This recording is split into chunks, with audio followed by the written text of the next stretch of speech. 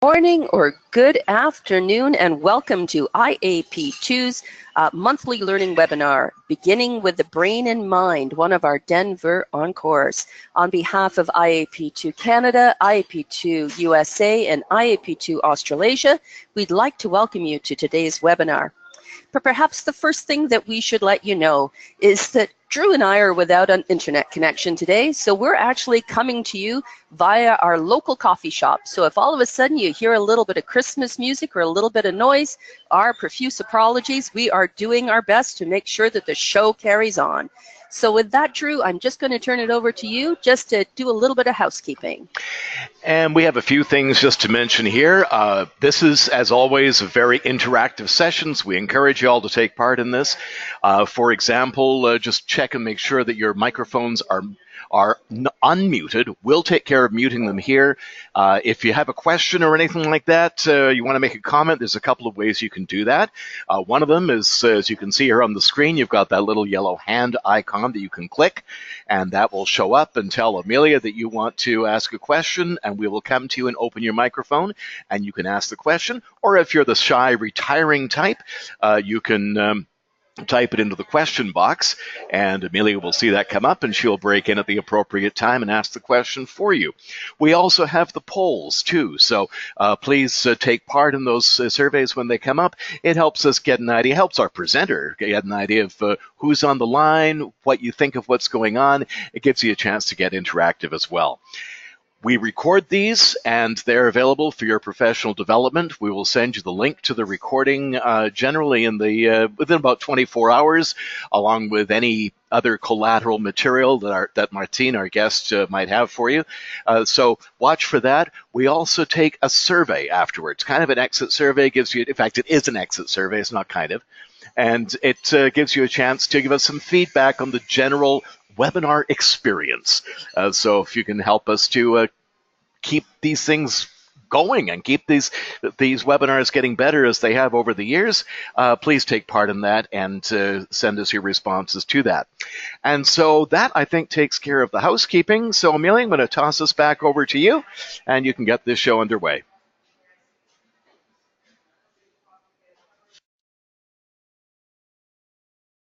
Excellent, Drew. Thank you so very much. And Drew, while I am introducing Martine, I'm wondering if you could please hand the screen over to Martine.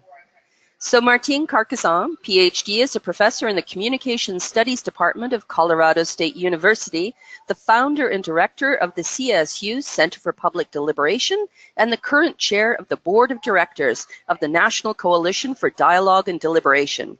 He considers himself a pracademic, both a practitioner and a scholar, constantly shifting from practice to theory and back again. His research is focused on helping communities address wicked problems more productively through improved public communication, community problem solving, and collaborative decision making. And with that, Martine, we are going to hand it over to you, and welcome. Thank you for your patience as we get going and get all of this sorted out. All right, thank you so much, Amelia and Drew, for inviting me and giving me a chance to kind of talk about my work. To give you a little bit more background, just to kind of situate myself, my academic training back now 20 years ago was primarily in argumentation. I focused a lot on how people make arguments, particularly with difficult issues.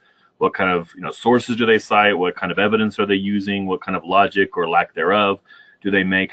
My early work in grad school was focused much more on the presidential level. And when I made the transition to CSU about 14, 15 years ago now, I kind of switched from the national level to the local level, and also switched from primarily being a commentator to be more of a practitioner. So a lot of the work that I do is focused on how do we improve how we talk about tough issues as we go kind of in the community. This session was kind of tied to the presentation that I gave at the IAP2 conference in Denver earlier this year, and it's primarily kind of tied to a significant research project I did over the last 2 or 3 years, focusing on brain science and social psychology, and kind of what can we learn from those fields that will help us kind of improve our process design. So I'm going to try to talk here probably about 40 minutes or so to leave some time kind of at the end. Amelia might jump in if there's questions, clarification questions as we go. I'm going to be covering a lot of material. Some of these slides I'll go through pretty quickly, So I'm seeing this more as an overview, kind of a big picture, and then certainly, hopefully, there's opportunities to kind of dig in deeper, both in the Q&A and also kind of after that by email as we go. But I know we do have a set of kind of some initial polling questions. So if we want to go ahead and do those now, we can do those. Got some demographic questions, and then just a couple questions to get a sense of the biggest concerns you have with some of these issues that brought you to this webinar. Excellent. Well, Martine, the questions are up. So where in the world are you? Are you in the USA, west of the Mississippi, east of the Mississippi, in Canada, Manitoba westward, or Canada, Ontario eastward, or Australasia? And if you're not in any of those locations, don't hesitate to send us something in the question box. So Drew, hopefully everyone's had an opportunity to respond. So let's see what we've got. All right. So west of the Mississippi, 51%. East of the Mississippi, 3%. In Canada, west of Manitoba, 32%. Eastward is 11%. And we have our 3% joining us from Australasia. So a big welcome to everybody. And Martine, back over to you. Well, I think we're gonna work through all the demographic questions first, right?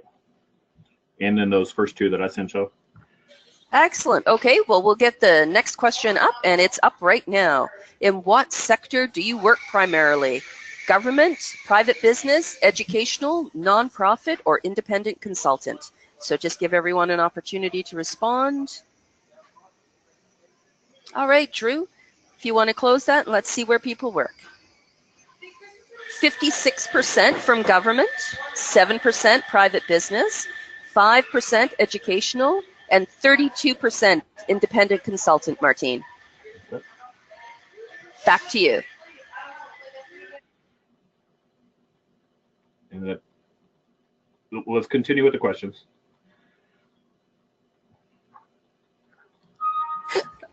You're being very patient with us. So if you work in government, what role do you have? So many questions this morning.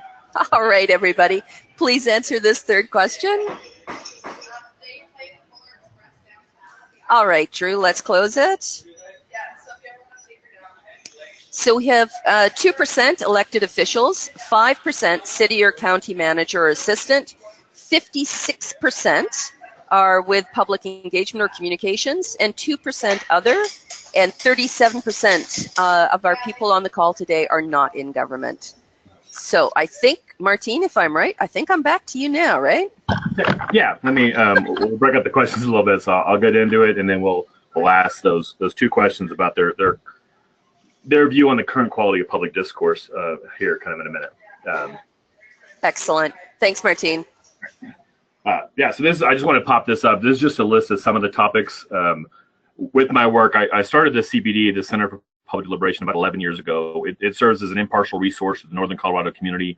I actually trained undergraduate students through some coursework on to be facilitators and process people. And then we work with the city government, the county, and school districts, and nonprofits here in Northern Colorado to kind of support the kind of processes I'll be talking about today. It's kind of based on the theory that democracy requires pretty high quality communication, but we unfortunately don't get that naturally. We actually get the opposite in a lot of ways. So how do we have people that have some resources and have some expertise that put all their energy into improving the quality of discourse? So that's the work that we do. And I also do this work nationally with the Kettering Foundation and their Centers of Public Life program to really kind of expand the role of these centers, but also to work with individual municipalities and organizations, community foundations, leadership programs to be this kind of sort of deliberative resource to their community. I should also say a lot of the research that I did here was supported by the Kettering Foundation, the project that I did. So the overview of this, I'm going to start with some bad news. So from this research from Brain Science, of what it kind of tells us and how it fuels kind of a lot of the partisanship and polarization that we're dealing with. Second, kind of expanding on that, how our interactions, our institutions, and our processes tend to kind of make these individual biases that we have in our brains and kind of expand them and make them worse. At that point, things will be pretty dark and depressing. But then I'll kind of turn and I'll talk about some of the good news. Part of what I learned from my research of the positive side of our brain that we can certainly kind of tap into.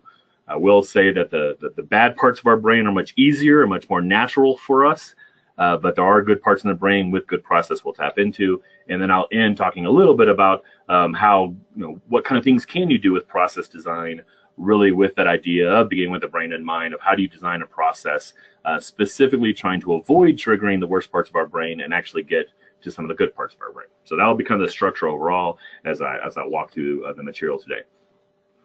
So jumping on in, so what are we learning about social psychology and brain science? These are just some of the books that I read during my project. These are all pretty interesting. Hidden Forces that Shape Our Decision. This one won a Nobel Prize. It really argues that we like to think fast. We're cognitive misers. We want to use simple heuristics, but we do have the possibility of thinking slow, and again, based on a potential good process. You're not smart in 46 other ways you're deluding yourself, how your brain distorts and deceives. This one's one of my favorite, what makes your brain happy and why you should do the opposite. Jonathan Haidt's work is really getting a lot of play lately. He's got some great TED Talks if you like those type of things that really help us understand how we think differently. This is more of a classic, Thomas Gilovich's work, but really helps us understand why people hold on to bad information, even though it's been disproven in many ways. And this similar book, but much more recent, Tom Nichols' book on the death of expertise. I also looked at a couple hundred different journal articles and those type of things. If you want the full research, you can email me. I can email you the report that I did for Kettering. That's about 66-page report that really digs into the specific kind of research. But the overall kind of learnings that I pulled from that, I pulled some key themes. And first, the kind of bad news. Overall, we certainly crave certainty and consistency. Our brains are really wired that once we make a decision, particularly if that decision is kind of a controversial one or in a polarized environment, our brains work overtime to protect that decision and defend it from any sort of attack. Second, we're very much suckers for the good versus evil narrative. We are narrative creatures. We are not rational creatures. Through all cultures, through all times, we love the good versus evil narrative. We love the basic kind of hero and villain and quest. I pull up the Disney villains here because one of the reasons Disney is so popular is it gives our brains exactly what it wants, right? Unfortunately, I think we're teaching our children from the beginning that any difficult issue, the problem is some sort of hidden evil figure behind the scenes. And all we have to do to solve our problems is to find that villain and to vanquish them. And unfortunately, I think most problems are not that simple. And then third, and these three things really certainly combine, is we are groupish. We prefer to group to gather around the like-minded. People are using the word tribal here kind of as well. But we like to have our teams. We like to define our team as the good team and the other team as evil. And then our brains take over to really kind of feed that narrative and protect it in so many different ways. This groupish nature, there's two sides to it. So some of the worst things humans have ever done in history are because of this, but also some of the best things that humans have done in history are because of this. So it really kind of leads to the question of how are you tapping into this groupishness? And are you tapping it in to really polarize and create partisanship, or are you tapping into it to potentially bring people together? Certainly part of the transition of my work from a national stage to a local stage is particularly because of this. At the national stage, at least politically, there's two teams, kind of like the red and blue teams that you see here, and they feed directly into these negative narratives. Whereas at the local level, maybe your team is that local community, and some of those other differences get put to the background in some ways. And then fourth, which is particularly important to me and the academic background that I have, because of the first three, our brains are very powerful to filtering and cherry picking evidence to support those views and to support what we want out of those first three. So the research that I did really walks through these 5 stages of motivated reasoning. Motivated reasoning, kind of a term in the sense of we're often motivated to protect our team, motivated to defend our narratives, motivated to feel that we're consistent and we're certain. So instead of being motivated by, say, accuracy or motivated by solving problems, we're often our base model is to be motivated to protect the decisions that we've already made. And one quick note about that. I've seen a lot lately looking at partisanship and polarization and kind of blaming that we're overly emotional versus rational. And I'll push back on that a little bit because it's not as simple as being emotional versus rational.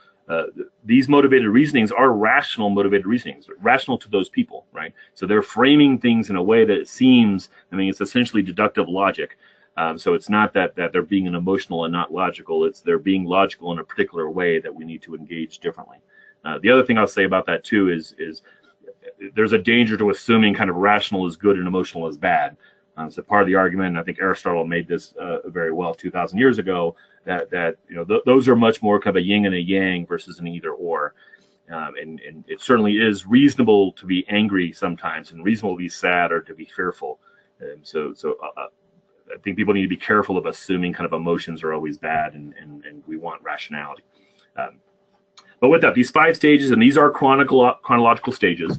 So the first stage is, you know, what information even gets to us in some ways. And these terms, selective exposure and echo chambers and media bubbles, I don't think most people knew those terms 3 years ago, but after the 2016 campaign, I think they're certainly out there. Conservatives tend to get their news from Fox News, and progressive get it from NPR, or at least here in the United States, NPR or MSNBC. The dangerous thing here is Facebook and Google, and does this work for you? So if you tend to click the conservative links, or you tend to engage your progressive friends more on Facebook, then you're inherently going to get more and more of just that side, and you're getting a filter without you even realizing it in some cases. The second step is, once we actually get the information in our brain, how we interpret that. And the research here is getting scarier and scarier. I think confirmation bias is probably one of the most important terms that we need to know of why people aren't changing their minds. One of the quotes that I pulled, this is Jonathan Haidt, essentially paraphrasing Tom Gilovich's work, so I'll give them both credit. But this quote, I think, has become more and more kind of important and kind of powerful in my work. That when we want to believe something, we ask, can I believe it? And if we find just kind of one piece of even pseudo evidence to support it, we can be done. We can stop thinking. But if we don't want to believe something, we ask, must I believe it? And once again, if we find one kind of shred of evidence that seems to fit that, we can stop thinking. And certainly when people from 2 different sides of an issue are asking those different questions, you can see how we can polarize so quickly. You can also see, you know, for example, the last couple of weeks, some of the mistakes that were made by the media here in the United States can feed those narratives, can feed those conspiracies. Just one mistake can easily kind of, you know, prove a broader kind of argument about the role of the media and fake news and those type of things. The backfire effect in particular is an interesting one. Research here is pretty new, and there's a little bit of back and forth, but there is some clear evidence here coming in that knowledge and evidence and facts aren't going to save us. We keep on thinking that we can always go back, and if the facts are all on my side, I'll eventually win the argument. But there's research now that shows that actually as the quality of your evidence increases, the backfire might even increase even more. And the reason for this is often you'll avoid counter evidence, but if you don't avoid it, you're engaging it directly, and your brain is really good at overcoming it.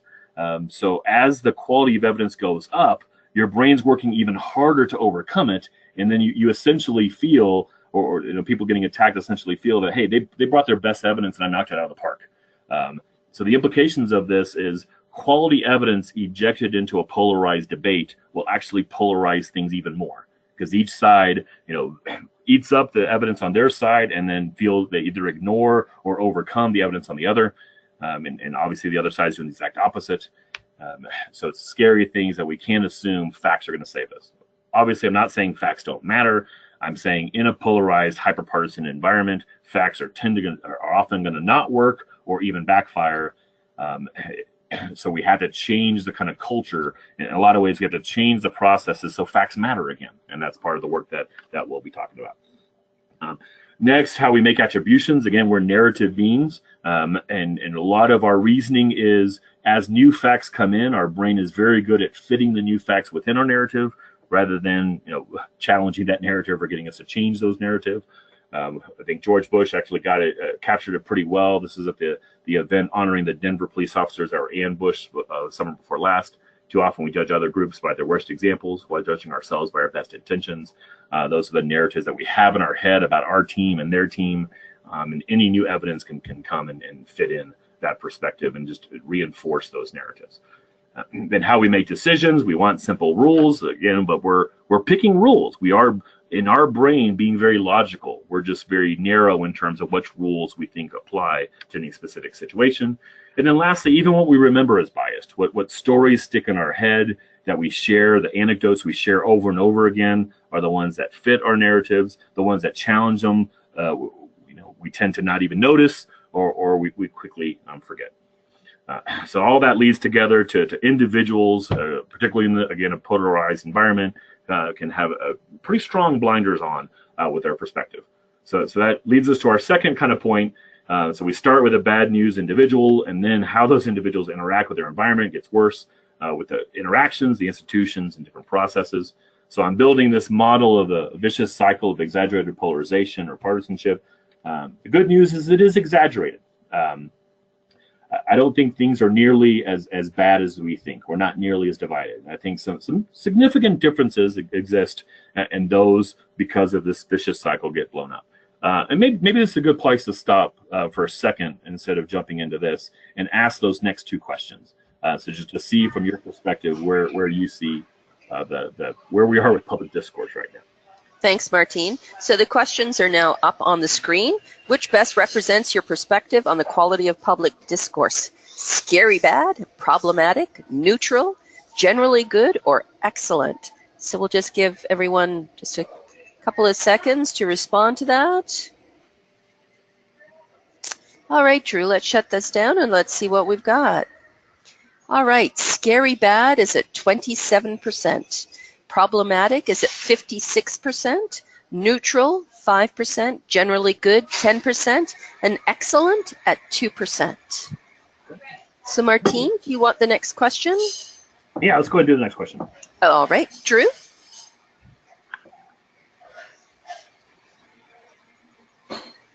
So the next question is up. Which of the following is a high area of concern for you? And this one you can have multiple answers, so please check all that apply. Growing polarization or partnership, lack of respect for experts and facts, apathy, usual suspects dominating discussion, or anti-government attitudes. So just maybe a couple more seconds to respond to that. All right, Drew, let's close that down for a second. Growing polarization or partnership is at 74%. Lack of respect is at 68%. Apathy at 50%. Usual suspects at 63%. And anti-government attitudes at 58%. So Martine, back to you now. Thank you. Yeah, so pretty high numbers kind of on all five of those as we kind of go through, and looks like about 83% of them of y'all picked one of the two negative terms for quality.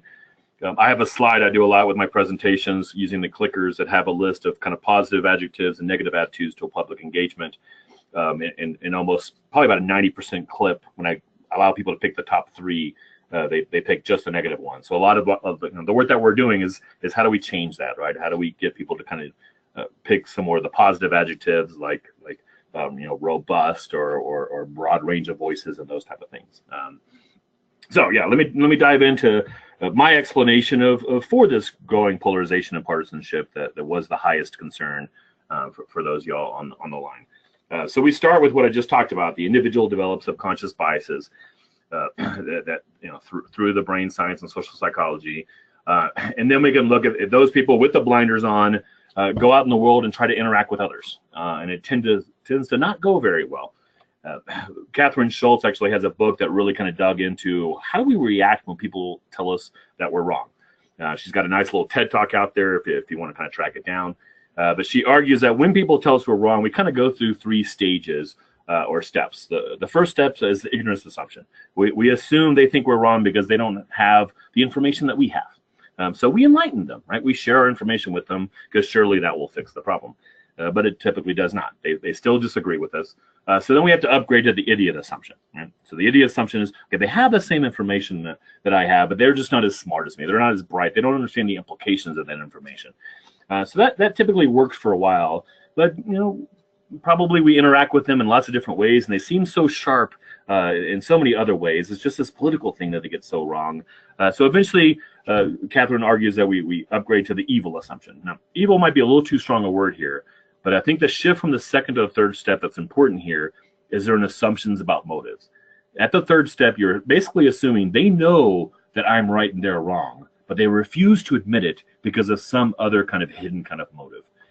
And that's a huge problem for democracy, because once we shift to the point that we assume that the people that we're arguing with or engaging with are not being truthful or not kind of revealing their motives, that's when communication breaks down. That's when conspiracy theories kind of take over, and we'll see a little bit more of that later. So that's the interaction effects because of the blinders on. Trying to have conversations, whether that's online or face-to-face with people with kind of opposing blinders, it kind of blows up, and it increases the perceived level of polarization. Then it's something what I call the Russell effect. And I built this Russell effect, kind of a term I'm trying to catch on here, from this meme from philosopher Bertrand Russell, that the whole problem in the world is that fools and fanatics are always so certain of themselves, and the wiser people so full of doubts. So this contributes to kind of the exaggerated polarization, because the loudest voices is kind of how I define it. That the loudest, the most confident, the most active voices are often the ones with the kind of strongest blinders on. Right? And people that see different sides of the issue, the people that are kind of struggling with perspective, tend not to even show up to public meetings, much less walk up to that microphone or send the email or letters to the editor and those type of things. Right? So part of the problem is we seem so polarized because the loudest voices are the most polarized voices. So here, this is our last question of the day. I'm just kind of curious, as I've been playing with this Russell effect for a while. Your response to that is that you have experiences that kind of bear this out, or not with your own personal work. So thanks, Martine. Your question is up. What is your opinion of the Russell effect? A huge issue, moderately important issue. I've seen it happen here and there. Haven't seen it at my work. Not sure what you mean by it. So hopefully people can just think quickly and provide us with a response. So Drew, hopefully people have had an opportunity to think a little bit about this, and so we're going to close it up and see the response. So Martine, 58% think that this is a huge issue, 20% moderately important, 11% here and there, 2% haven't seen it in my work, and 9% not quite sure what you mean by that. So so back over to you with those responses. Yeah. So to talk a little bit more about it, particularly for those 9%, part of the idea here, a lot of the work that I do when we call a meeting about an issue, typically the people most motivated to show up are the ones that are for sure for it or against it or have a strong kind of opinion already. Those that kind of don't quite understand the issue or kind of more in the middle ground are likely less motivated to show up, and certainly less motivated to stand up and walk up to that microphone and express an opinion. Our political system right now really rewards confidence, rewards kind of strong voices. So walking out to that microphone and saying, I'm not too sure about this. I see the benefits, but is it worth the cost? That seems very odd, right? So that's going to be a process design point that I make, is how do we design processes that, instead of feeding kind of the quest for certainty and feeding kind of the loudest, most biased voices, really help us make a space for these middle ground people. In some other work, I'm really talking about how we need to really cultivate the collaborative problem solvers in our community. And we need them showing up to the meeting. We need people that don't have their minds made up yet showing up to the meeting. And that all kind of ties to kind of trying to undo the impact of this Russell effect. So that's the interactions. And then talking about institutions and processes. So to kind of continue the vicious cycle, the internet is really a net negative here. Obviously wonderful in so many ways. For example, being able to have people on a webinar from all over the world. But in terms of taking some of those negative aspects of human nature and making them worse, the internet really kind of hits all the bad points in there. Makes it so easy to gather around the like-minded, makes it so easy to kind of feed selective exposure and confirmation bias, of finding the worst possible examples of the other side and spreading those as representative examples, and going through back and forth, right? Yes, there's some really nice tools on the internet that can help bring people together across perspectives. They don't tend to be very popular. What's much more popular is those internet tools that really polarize us even more and help us kind of get into our teams. Next, our overly adversarial political system. This is a lot of the work that I did early part of my career. I won't walk through all the different points on this slide, so I'll let you kind of look over that here in a second. but really, particularly if you're looking at the national level. I mean, literally, if I was to try to design a communication system, a political communication system that was purposely really kind of led to the worst possible discussion about tough issues, in many ways, I would design our system. By having a two-party system in the United States that fits perfectly with the good versus evil kind of narrative, having winner-take-all elections really kind of incentivizes, that justifies any means to those ends. Having it so expensive and so cutthroat really kind of drives away lots of people that we probably want to run for office. And it all kind of comes together. One way to summarize this whole slide is we really have a political system. Again, my experience is much more in the United States, but I don't think it's all necessarily that different in other places, that rewards bad arguments and punishes good arguments. And I think the issues that we're dealing with are difficult enough already with that additional kind of layer on top of it. And then going away from just elections and national politics, but just most of the basic ways we've engaged people, most of the public process. Now, if you're on an IAP2 webinar, you already think differently than this, right? But in my research, I kind of walk through all these kind of dominant ways we engage people. Have a few paragraphs on each of these kind of bullet points. But the argument that I make at the end of it is that the problem with most of our typical public processes is we engage people too late. So they've already made their decision. So they're showing up to defend their decision rather than showing up to kind of, to think or to learn or to engage or interact people. We often engage people when it's a yes/no issue, when it's for or against a specific point of legislation. First, so it doesn't really allow them to problem solve. It really kind of only allows them to be an advocate for it, or primarily a critic against them. The advocates for tend to stay home. The critics against tend to show up. So that's where people think most public process is just people complaining, because most public process is almost designed for people to only be able to complain. Primarily provides opportunities for individual expression. That's the one at a time in the microphone. We tend to have much interaction and engagement, and that's really what caters to the entrenched voices, the people that can organize and get people to show up, to walk up to that microphone, or to send emails to decision makers, or flood the media.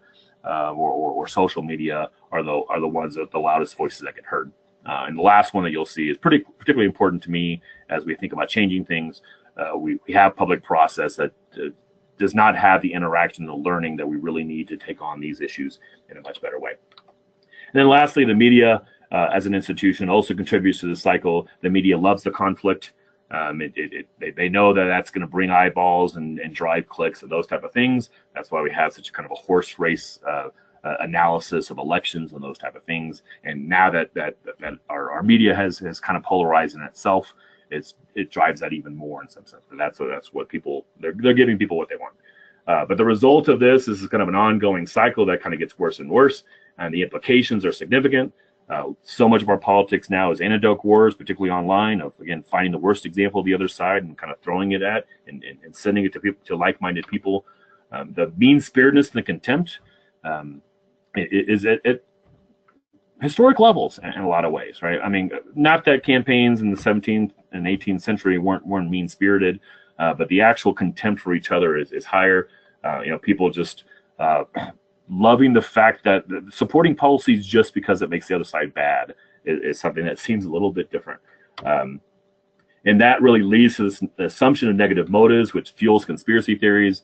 And I think we all know that the conspiracy theories are particularly difficult because anything said to try to undo a conspiracy inherently fits within that conspiracy, and then it kind of takes over. And we've seen that certainly in lots of different ways. And probably the most important of all of this is we have real issues we need to be talking about.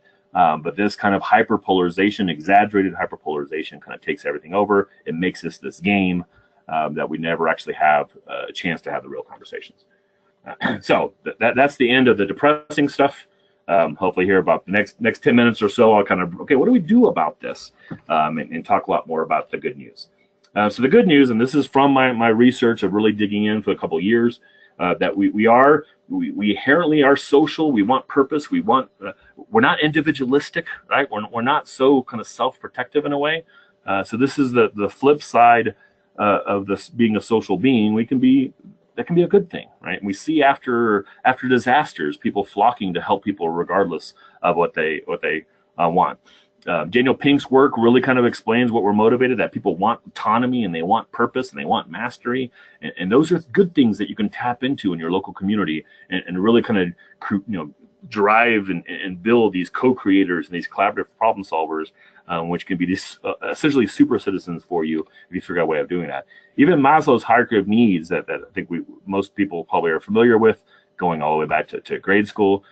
Bad process tends to tap into the bottom two or the bad side of the third of belonging, of the hooligan kind of side of belonging. Good process, though, can tap into the positive side of belonging, and also then bleed up to the esteem needs and self-actualization. So how do we design process to get to that part of it?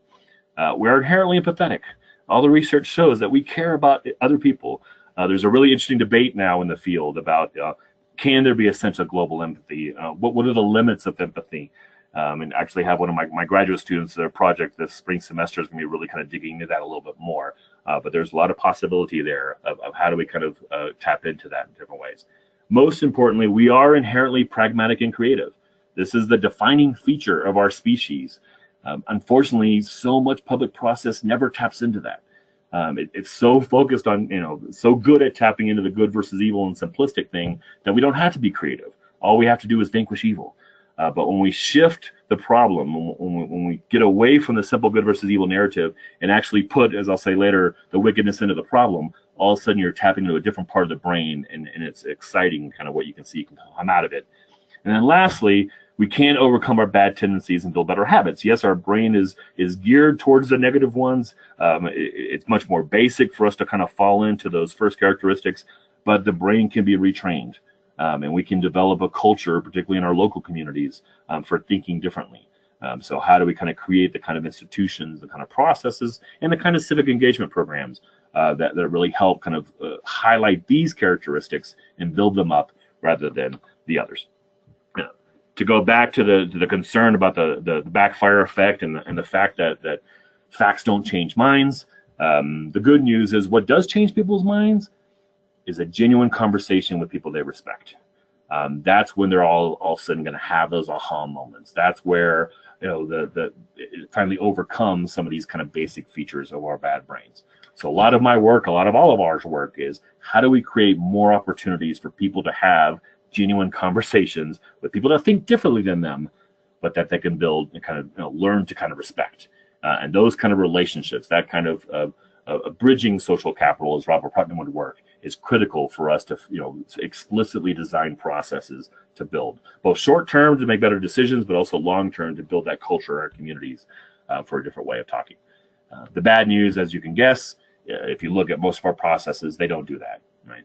Most of our processes clearly tap into the worst part of our brains and rarely tap into those four that I talked about. So to finish, okay, how do we tap into the good part? And I'm assuming a lot of y'all already know a lot of this stuff. Again, if you're on a webinar for IAP2, as mentioned in my bio, I'm currently the board chair of the National Coalition of Dialogue and Deliberation here in the United States. So I wanted to pop this up. If you're not familiar with deliberative process and deliberative process design, this is a great resource guide. If you Google it, it's available online. It has tons of great links to different kind of organizations. But deliberation generally is process design, really, explicitly designed for people to interact and for people to have conversations with each other and to get beyond the one time of the microphone and the individual collection of opinions that we get so often. So I'm going to highlight like 5 key components of deliberative engagement. In the research project, I really show how these specifically are designed to tap in to avoid triggering the negative parts of the brain and tap into the positive parts of the brain. In particular, kind of an overall deliberative framing on how we talk about issues. I don't really have time to walk through the notion of wicked problems. If you're not familiar with that, I'll in the follow-up email, I'll have some kind of links to that. I also have a wicked problems mindset page on Facebook that I use kind of as a blog to talk through. But a lot of our work is we frame things as wicked problems, and by that, this is the simple definition of wicked problems is inherently involves competing learning values that can't be resolved. And that really go against the simplistic good versus evil narrative. Our brains want it to be, I have good values, and they reject those good values. But in reality, most of the tough issues, there's multiple values that are all relevant, that are all positive, that just don't fit together very well. So when you frame things as wicked problems, the magic is you're you switch from focusing on wicked people and you put the wickedness in the problem. And if you do that successfully, you're also switching from the simple good versus evil narrative.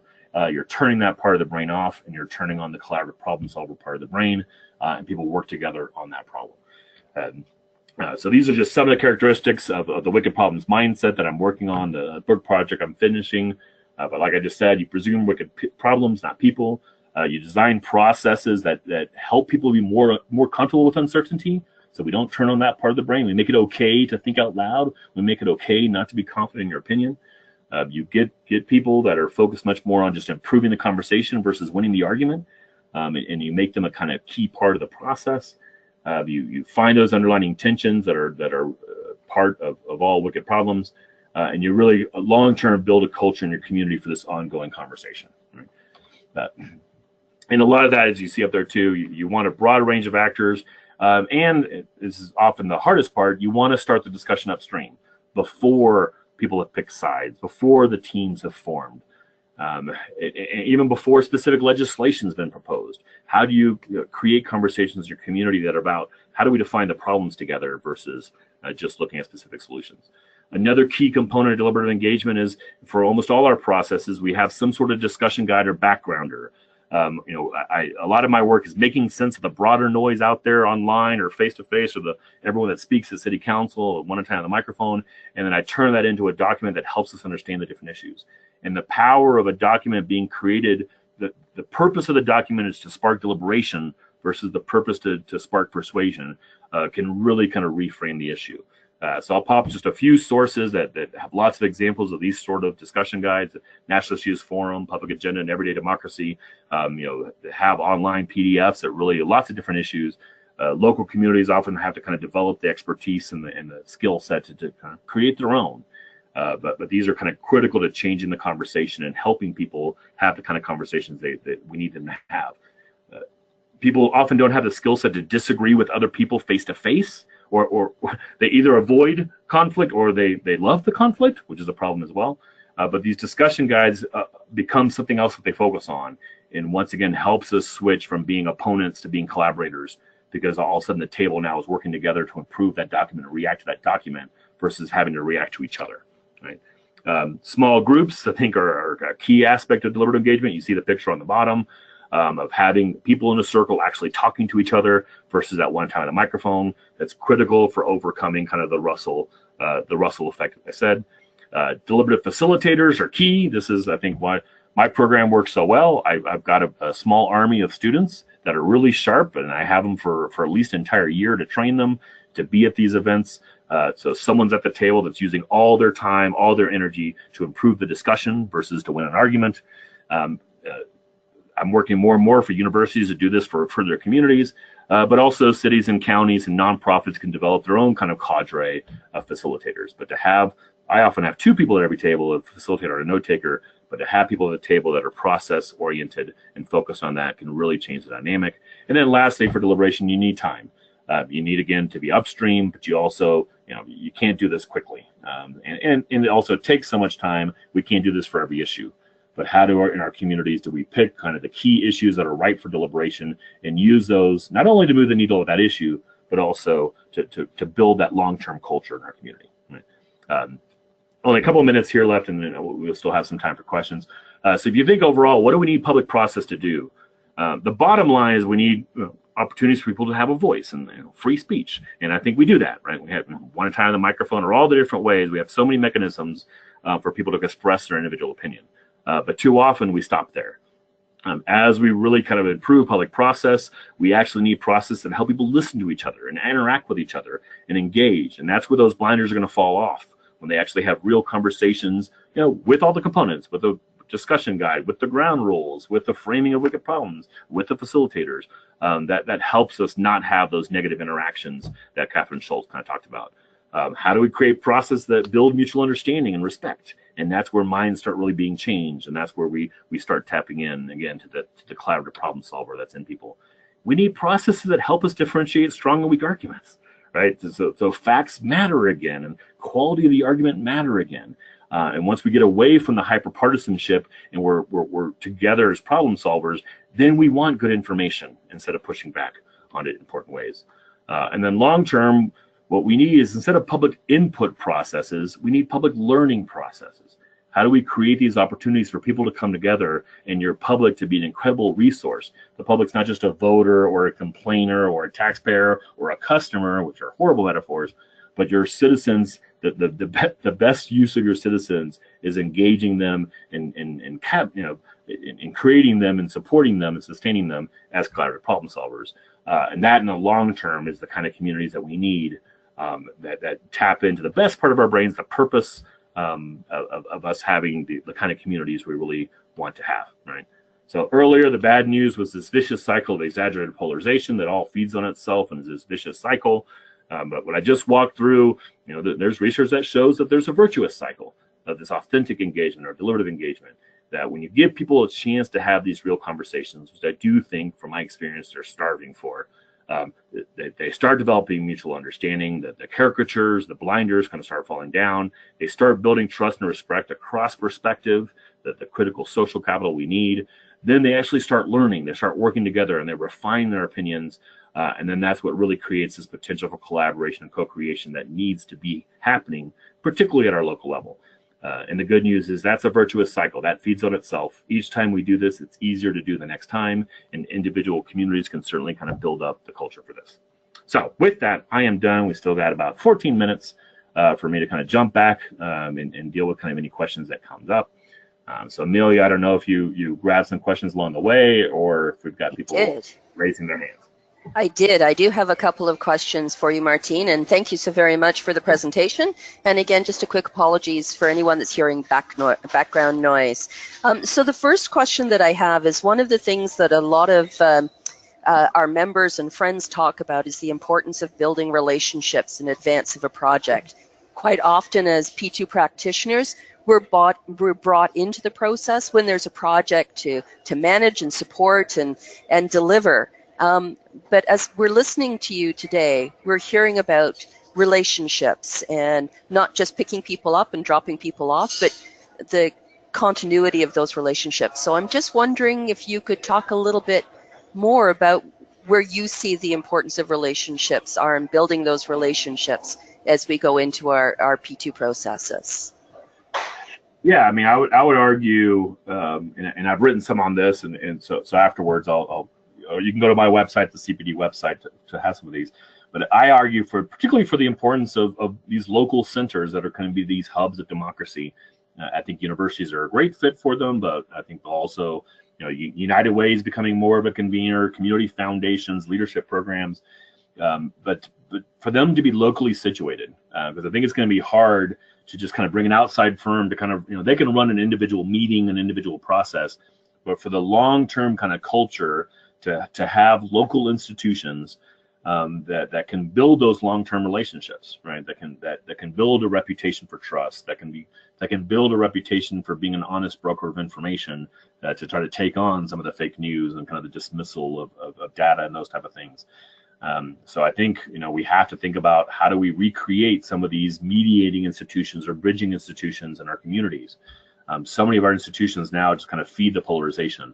And we need to rebuild the ones we used to have, or create new ones to help that. And I think having the Centers for Public Life, as Kettering kind of frames them, or Center of Public Relation like mine at universities, for me, it's such a great fit, because it fits the mission and purpose of the university in so many different ways. We're giving students great experience on collaborative problem solving, and at the same time providing capacity for our communities to kind of have these kind of conversations as we go. So that win-win-win, I think, is so critical as we think about, and a lot of that goes back to your question of, we're there long term to not only build relationships individually with these different groups, but also to be a catalyst for them to build relationships amongst themselves. I love that, because I must admit, in many of the small groups that I help facilitate, I might leave a process, but they've now created relationships around the table that will last. So I love that statement. Thank you so much. So another quick question from Francis. Just wondering, are your table facilitators paid, or are they volunteers? And how do you manage the costs of this approach? Yeah. Well, my table volunteers are students that are getting class credit, right? So that's part of the win-win-win. So the students are joining a program. It's a 3-hour class their first semester, or 3-credit-hour class. They all come back for at least a second semester. So every semester I have some new students and some experienced students. Some of them stay 3 or 4 semesters. They can continue to get credit for the class if they like. I also have a group of community facilitators that have come to my training, and they're volunteers. But the students are essentially getting compensated by getting class credit to kind of be this resource. If you don't have a university, I work with cities. I know the city of Longmont does this really well. That Larimer County does as well. Is they've created facilitation teams within their government. So they have employees from across the city or the county government, whether it's utilities or police or whatever it may be, that spend some time really getting trained as facilitators.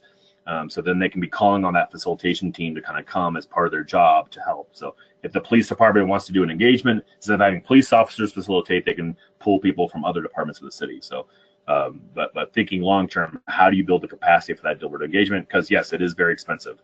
And I think once people see the value of it, it's expensive short term, but I think long term it certainly pays dividends. So I think you'll start seeing cities and counties in states investing more in deliberative capacity, whether that's their own or having the funds to pay private firms. But I think in the meantime, I think if every college and university in the country, or I guess in the world, has a program like what we're doing here and what we're building through the Kettering kind of Foundation Centers for Public Life program, I think you'd see a significant impact in institutions. So thanks for that, Martin. Sort of a follow-up question, and I'm sure this is true, but do you provide some basic training? I know that at the City of Longmont, they certainly do provide the training for all of their facilitators, but for yourself with your students, any tips that you could provide our participants? No. Yeah, I mean, again, it's a 3-hour course. Their first semester is all training, and bouncing back and forth and getting events and those type of things. So, I mean, I certainly have a lot of material out there. I'm happy to share kind of how we train facilitators as we kind of go through. I mean, I think there is a lot of my work, I barely touched on it today, does come from the framework of wicked problems.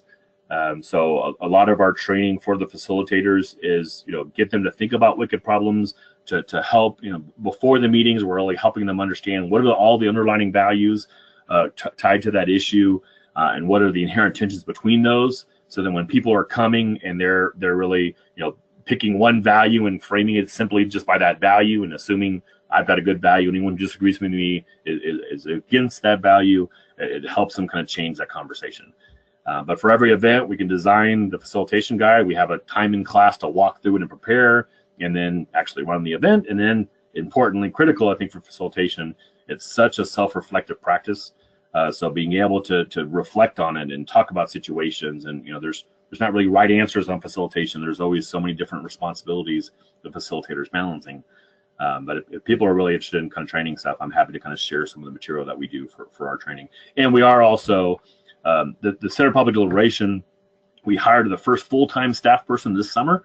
I was on sabbatical this fall, so I'm just about to get back here locally, but we're wanting to become more and more of a national resource. We've got graduate students that are doing research projects on public engagement that will be we already have some of those things up on our website, and certainly kind of how to train facilitators from this particular kind of wicked problems perspective is one of the things that we really want to kind of develop and share our expertise. That's sorry, Martin, that's excellent. And certainly we'd love to share with all of our membership as well, the great work that you're doing. So a couple of other quick questions. One of the things that a lot of P2 practitioners try and do with the process now is to create ownership, creating ownership both of potentially the problem or opportunity that's out there, but also very much creating ownership of the solution. And it speaks a little bit to the creativity and innovation that you mentioned throughout the process. So just sort of thinking through, from the sounds of things, we need to continue to do this. It shouldn't just be the individual or the client's or the sponsor's problem, but our problem, so that we can move forward together. Just any thoughts on that statement? Yeah, I mean, I'll go back. The slide that I had about the drawbacks of overly political or overly partisan processes. Part of that is it doesn't fuel ownership, right? It really fuels blame, right? You just have to blame the other side. When you have a deliberative process, I think you inherently create a lot more ownership and a lot more connection, and that's what's tapping into that sense of purpose, right? People want to matter to their community, right? People want to make an impact. So I think the deliberative processes really kind of get into that in different. Well, another kind of, I didn't have time to talk about that today, but another kind of basic tool that I use a lot is Sam Kainer's model of participatory decision making, and the kind of the diamond of decision making with the groan zone that many of y'all might be familiar with. But I think that also really develops a lot of ownership, both on the front end, because you're asking people's opinion, you're wanting divergent thinking. So ideas you might not have thought of might come out, and if you're kind of using their idea, obviously they're going to be excited about that and stick with it. But also on the back end, when decisions are made, if the process is seen as legitimate, people are much more likely to support it, even if they're against it, right? A huge problem with elections is if all you need is 51% of the vote, or even not that, just a plurality, there's no reason for you to engage the other side, and you clearly make winners and losers.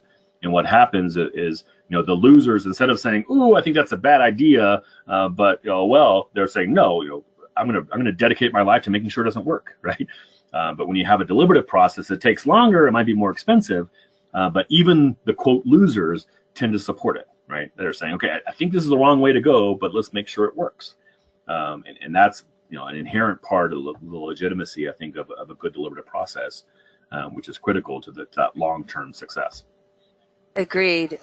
And you must have you must have been reading Eric's mind, because Eric was his question was, the cost and time involved with collaborative decision making is often seen as a significant disincentive to implementation.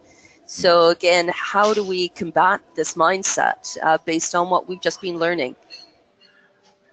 Yeah, I keep on, the things that pop in my head is stuff I didn't get a chance to cover today, but one of the basic theories that I've used is called the cycle of deliberative inquiry, and it fits with that, one of those things I mentioned about the wicked problems mindset, that we have to think about this as an ongoing conversation, right? So I have a model where the ongoing conversation is kind of on the outside, actions in the middle, but one of the features of wicked problems is you don't solve wicked problems. We're never going to find the perfect kind of mix of values. Identify that and then just apply that, and then poverty is gone, or those type of things. So part of the wicked problems mindset is recognizing that it has to be an ongoing conversation. I mean, democracy in so many ways has to be an ongoing conversation. The tensions between equality and freedom and security and our liberty and liberties of future generations and all those things, we're never going to resolve which of those is most important. They have to be an ongoing kind of discussion and tweaking, kind of moving back and forth.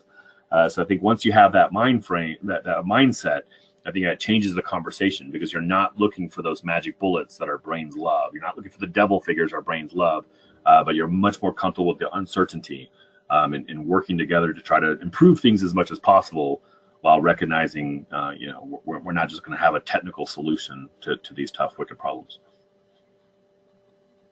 Thanks for that. Just a very specific question from Brad right now. He's just wondering about deliberation for early childhood education, and knowing your background, whether or not you have that, or you could share it with us, or whether Brad should contact you directly.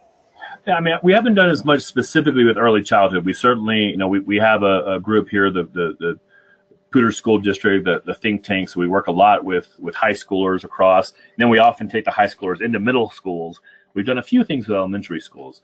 But I will argue this is a paper that I'm working on right now that I hope to have done pretty well soon. But thinking about the implications of everything I covered today to civic education, right? For example, I think the brain science and social psychology has to be basic knowledge that everyone has. Like, this is why your brain wants things so simple, and how do we kind of get away from that? So one of the arguments I'm making, did a review of a lot of civic education kind of reports and manifestos, and it seems like the dominant kind of metaphor or adjectives people use is we want our citizens to be informed and engaged, and recognizing now, because of wicked problems and because of how our brains work, informed doesn't work anymore, because the more informed you are, likely the more misinformed you are, because you're informing yourself through those lenses. So then when you're engaged, you're probably engaged badly, right? So part of what I'm trying to do with the civic education, and I think this could start as early as early childhood, is the ideal citizen isn't just an informed and engaged citizen. The ideal citizen is the wise collaborator. That's the goal that we have to have. that understands the types of problems we're dealing with, that understands kind of how brains work, and that's the mindset, and then the skill set is, okay, how do I work across these type of things? So that's the next work that I'm doing is really to kind of tease that out, and really have us think a little bit differently long term on what is the ideal citizen and the kind of problems that we're dealing with and the kind of partisanship that we're faced with. Well, thank you so much, Martine. Someone sent in a statement, and some of our biggest critics can become the best champions.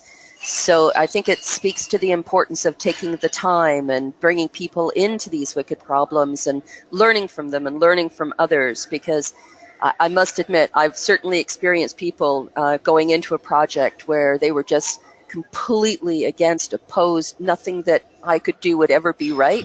But as they became invested in the process and we took the time to work together and learn together, they actually became the biggest champions as we got to the other side. So I think the best way to deal with an opponent is to make them a collaborator.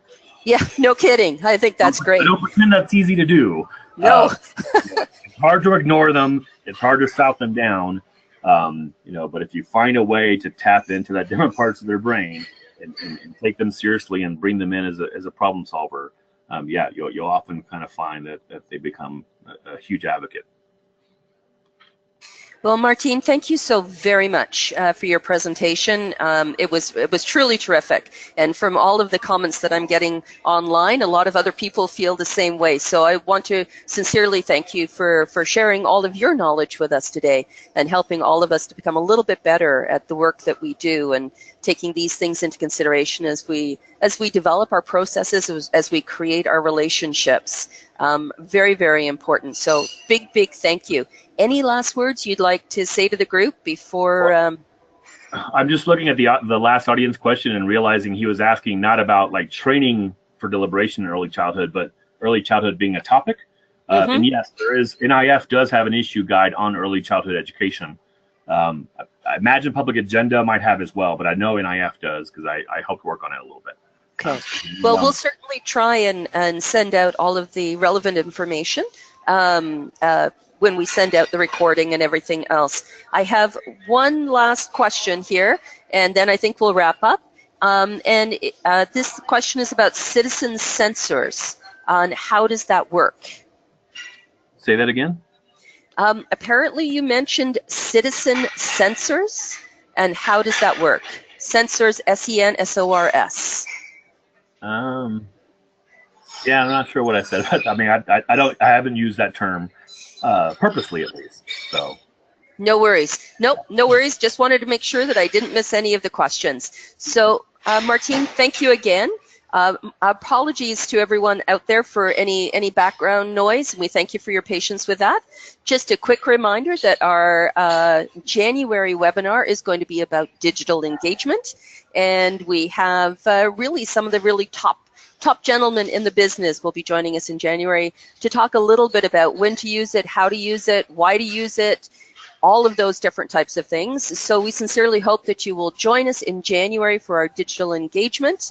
And now it's my pleasure to wish everyone a happy holiday season.